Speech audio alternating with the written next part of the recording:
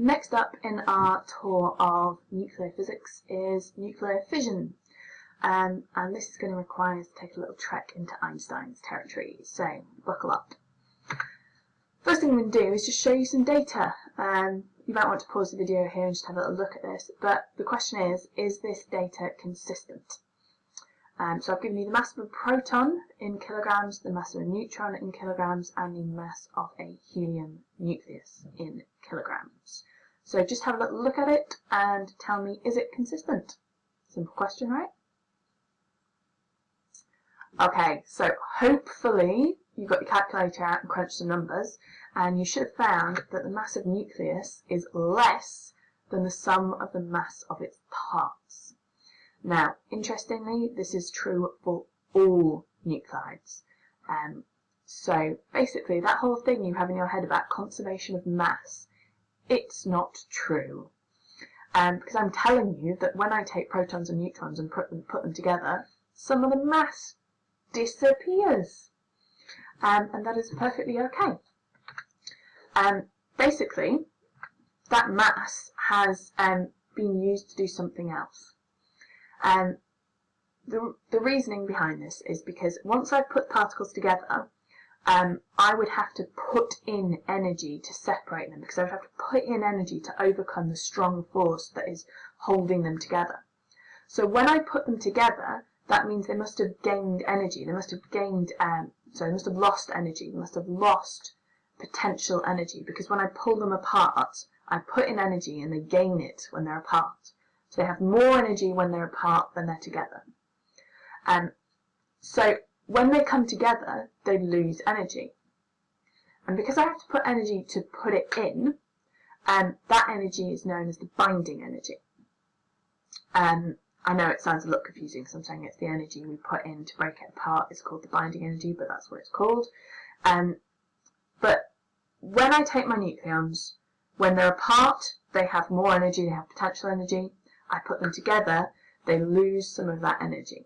To split them up, I would have to put in the amount of energy that they have, so the binding energy, in order to pull them apart. Now, I've talked about energy, but I said mass was missing. Well, turns out mass and energy are two sides of the same coin. They are basically the same thing, and they are related by Einstein's most famous of equations, E equals mc squared. Now, in this specific example, what we have is that the binding energy is equal to the mass defect times c squared, or that the change in energy is equal to the change in mass times c squared. And basically, what this means is that when we measure an object's mass, we're also in some respects determining its energy. So we're saying that a helium nucleus has less mass than its constituent nucleons, and that is because when I pull them apart, I do work, so I give them energy, so their mass increases. So this thing about there being conservation of mass, it's not true because it's not the whole picture. What we do have is conservation of mass energy. So the total amount of mass and energy, if I consider them together as one thing, that is conserved. So it just got a little bit more complicated. Okay, so let's just have a little look at this binding energy for different nuclei. So what I've got here is, up the left-hand side, we've got something that tells you the binding energy per nucleon, and along the bottom is we've got the mass number of the different nuclei. Now the blue line is just showing you where the binding energy per nucleon is. So what this shows us is that if I combine, so if I'm on the left-hand side of this graph, if I take these nucleons and put them together, what I'm doing is increasing the binding energy per nucleon. Anything that increases the binding energy per nucleon must be releasing energy. So this tells me that for these small nuclei, I could release energy by fusing them together. Once I get past this point here, I can see that the line starts to go down. So if I wanted to release energy from these heavier nuclei, I have to split them apart, so I have to fission them, because that would result in an increase in binding energy, so more energy would be available to me. Basically, the higher the binding energy, the more stable the nuclei is. And iron at 56 has the highest binding energy per nucleon, which is why there's so much of it in the universe, because it's the most stable thing, and if anything undergoes a nuclear reaction, it's going to be heading towards iron. So that's why the dotted line here is at around 56, because this is iron, which is where everything is headed. Okay, so what do I mean by nuclear fission? That was the name of this video, so that's the thing we need to talk about. Basically, this is when I take a large, unstable nucleus and I split it into two smaller fragments, which are more stable than the original.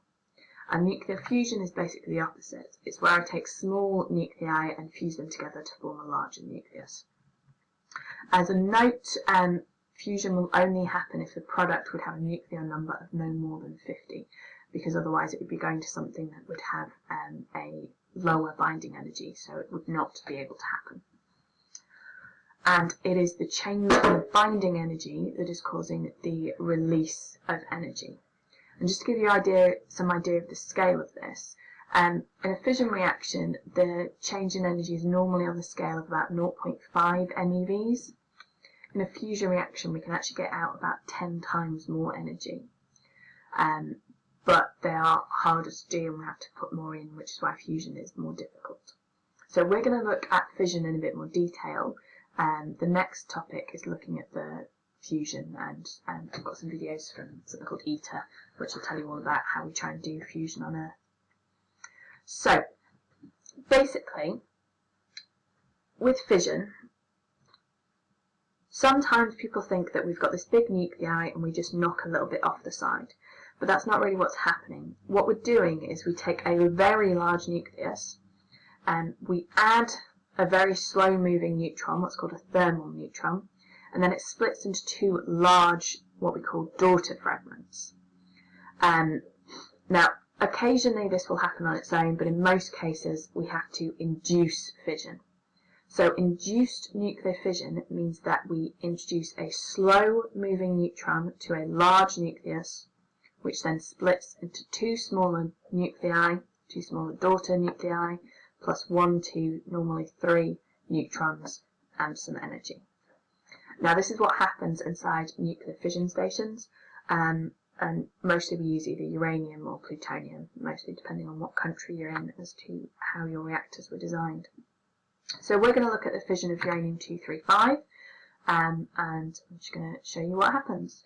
So if I've got some uranium-235 and I've got a neutron, if I just shoot my neutron as is, now neutrons tend to be moving quite fast, if I just shoot it at my uranium, nothing happens. So fast moving neutrons do not interact with uranium nuclei. They're just moving too fast, so the interaction just doesn't happen. However, if I take my nuclei and add a slow moving neutron, my slow neutron gets absorbed by the nucleus, so it briefly becomes uranium-236, then splits into two smaller nuclei and 3 fast neutrons. So the neutron I put in is slow, but the neutron I get out is fast. Now it's possible to split my nucleus in more than one way. So if I've got uranium-235 and I add a neutron, I could get out those results, those products, or I could get out those products. So it's not always 100% guaranteed what I'm going to get out. What is guaranteed though is that my products will have less mass than my reactants. And that missing mass, the mass that I have lost, has been converted into kinetic energy. And that kinetic energy of all those reactants, on the large scale, that looks like heat. So my products will always have less mass than my reactants. That mass is converted to energy, and we see that energy as heat. So that's my basics. And the way we calculate it is by using E equals mc squared. So I can look at the mass deficit, multiply that, lost words there, multiply the mass deficit by c squared, and that will give me the amount of energy that has been released. So, for instance, if I had a 1 kilogram bar of uranium-235, if I were able to split all those nuclei, then I would have a mass deficit of about 0.88 grams. If I converted that into energy, that would be about 82 trillion joules, which would sort of let me run a 2-bar electric heater for about 1,300 years. So there is an awful lot of potential energy available from doing nuclear fission. Okay, so we've talked about the fact that there is lots of energy available. We have talked about the fact that I have to put in a slow neutron in order to make fission happen, but I get out fast neutrons. Now, ideally, after I've fissioned one nuclei, I would like the rest to go on and fission as well, so I would like a chain reaction. But if I just put in slow and get out fast neutrons, my fast neutrons aren't going to do anything. So if I want a chain reaction, I have to slow down the neutrons that I produce during the fission reaction. And the way we do that is by adding what's called a moderator. And it's most often made of graphite. And all that graphite moderator does is slow down the neutrons that are produced. So when I put in my one slow neutron, it fissions the nuclei that it hits, and then the neutrons that are produced then are slowed down and can go on to cause other fission reactions. And that's how we get the chain reaction. This leads to the kinetic energy rapidly rising, so I get a big temperature rise. So I need to have a nice slow moving neutrons, and we achieve that by using a graphite moderator. Another thing I'm going to need in order to get a chain reaction is something called critical mass. So basically I just need to have enough uranium so that by the time the neutrons have been slowed down, there's still another nuclei of uranium for them to hit. It's not that they've travelled beyond the mass of the uranium, so by the time they're slowed, they're no longer inside the uranium to cause any reactions. So if I've got too small or the wrong arrangement of my nuclear matter, I won't be able to get my chain reaction either. It has to be big enough that the uranium can stay hot so that the reaction can keep going. Just as a little scary piece of information for you, for enriched uranium, critical mass is about the size of a grapefruit.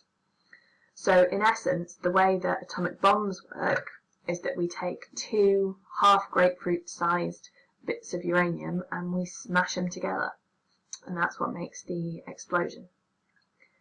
Now obviously if I shape my uranium not in a sphere, then the critical mass would be different, and that's because spheres have got the lowest area to volume ratio. So with other shapes I would lose more neutrons, so it's harder to get a chain reaction within that same amount of uranium.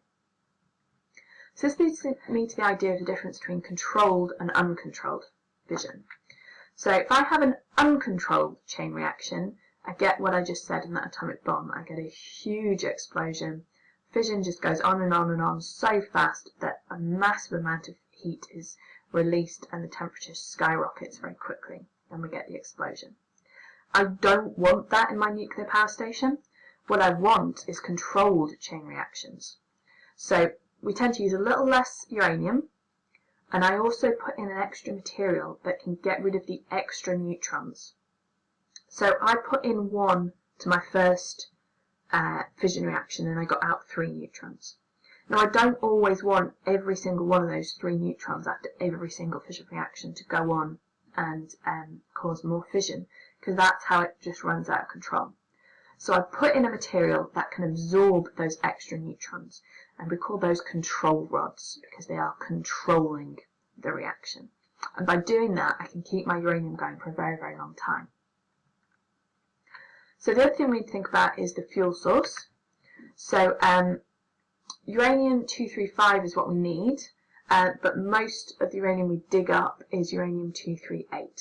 So we have to enrich it in order to raise the percentage of uranium-235. Now you've probably heard about the idea of enriching ore because it's quite a big political issue.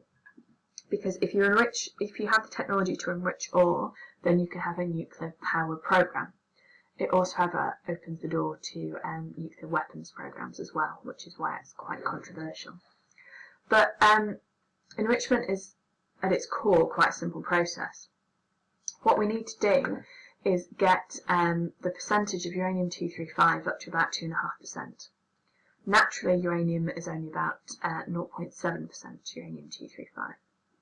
So basically, if you want a ton of enriched uranium, you take 3.6 tons of natural uranium and you toss away 2.6 tons of uranium-238. So basically, you just get your natural uranium and you throw out the non-radioactive bit until you've got a bigger percentage of the radioactive stuff you want. As I said, all you have to do to make a bomb is keep going. Bombs are typically more like 90% enrichment as opposed to 2.5%. So you just keep the process going and you can have a bomb. So I mentioned control rods earlier. We use them to control the rate of the reaction. Now typically these control rods are just made of a material that absorbs boron. Brain fail. They are made of boron, which is a material that absorbs neutrons. Because if they absorb the neutron, then it can't go on and make another reaction. Now the other thing we're going to need in our nuclear reactor is a coolant. And the coolant is just what carries away the energy from the core.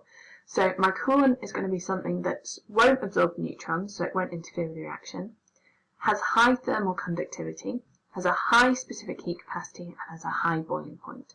Basically, this is just to take the heat and take it off somewhere else so it can turn some turbines and turn that heat into electricity the same way as any other power station would work. So, if I want a nuclear power station, these are the things that I need. Fuel rods, which are made of enriched uranium-235. So they contain my radioactive material. Next, I need control rods, which are made of boron to absorb the neutrons. I can lower them to cool the reaction down, and I can raise them to speed it up. I then need a moderator, which is made of carbon, which will slow down my fast neutrons and allow a chain reaction to keep going. And the last thing I need is some means of transferring the heat that I've generated into electricity. So a coolant that can carry it off and turn some turbines. Okay, so that is nuclear fission. That is how it is created. We are going to, in class, have a little bit of a debate about the pros and cons of nuclear fission as a way of generating energy. So come prepared, do a bit of research, and form an opinion. People have lots of opinions on this, so I'll be very interested to find out what you guys have to say. Okay, so that is it for this little topic. If you have any questions, just ask when you see me.